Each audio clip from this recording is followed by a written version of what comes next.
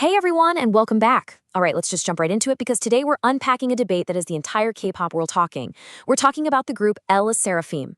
Their recent performance of their song Spaghetti didn't just get views, it basically started a massive online firestorm, and it was all about their styling.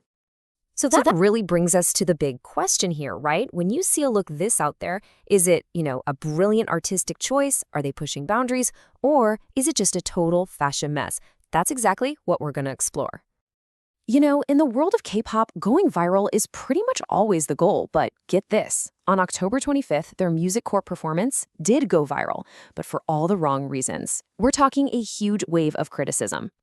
The reaction online, it was instant. And it was not good.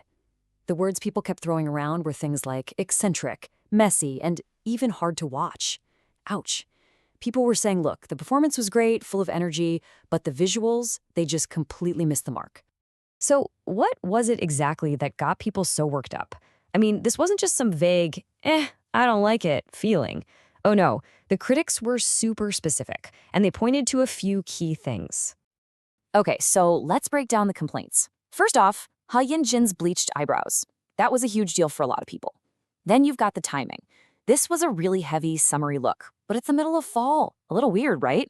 And all of this kind of boiled down to this feeling that the whole look was just confusing, like it was stuck somewhere between trying to be artsy and just plain pretty.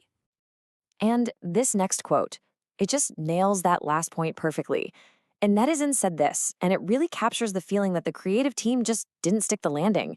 It's like the audience wanted that balance, but they felt it just went way too far into the artsy zone and ended up being, well, confusing.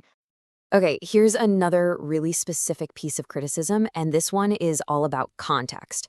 The styling just felt so out of season, And it kind of makes you think, right? Like, how much does the season actually affect how we see fashion? For these fans, it was obviously a huge deal.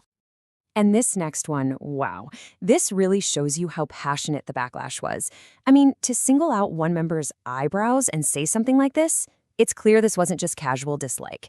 Fans felt really connected to the group's image, and to them, this felt like a huge mistake. Okay, but is that the whole story? Of course not. It never is, right? Because for every piece of strong criticism, there's always a defense, and this kind of leaves it all out. So on one side, you've got messy and confusing, but on the other, bold and distinct. What one person calls a nonsense concept, someone else sees as fun and well thought out. Totally different perspectives. Yeah, because even with that flood of negative comments, a totally different viewpoint started to pop up. Some fans were looking at this controversial style and seeing something completely different. And this is really the core of their argument. These defenders were basically saying, hey, this wasn't a mistake. They saw it as a calculated risk, a deliberate choice to be different and to match the super quirky, unconventional vibe of the song Spaghetti itself. And I find this next quote so interesting because the person isn't even arguing that the styling was, traditionally beautiful. Instead, they're praising the idea behind it all. This person could appreciate the creativity and how the whole concept fit together, and they separated that from whether or not they personally thought it was pretty. That's a really interesting take. So let's zoom out for a second. When we step back from the bleached eyebrows and all the talk about seasons, what's really going on here? This whole controversy actually points to a much bigger, kind of timeless question that you see in pop music and art all the time. At the end of the day, it really all boils down to that classic push and pull.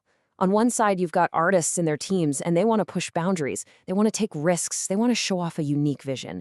But on the other side, you have the audience, and they come in with their own set of expectations for what they want to see and hear. And this spaghetti stage, it just became the perfect flashpoint for that exact tension. And all of this really leaves us with one final thought to chew on. When a creative choice causes this much of a debate, who's actually right? Is it the artist who had the vision? Or is it the crowd, the audience who consumes it? There really is no easy answer here, but this whole thing just proves that the conversation is more relevant than ever. So, what do you think?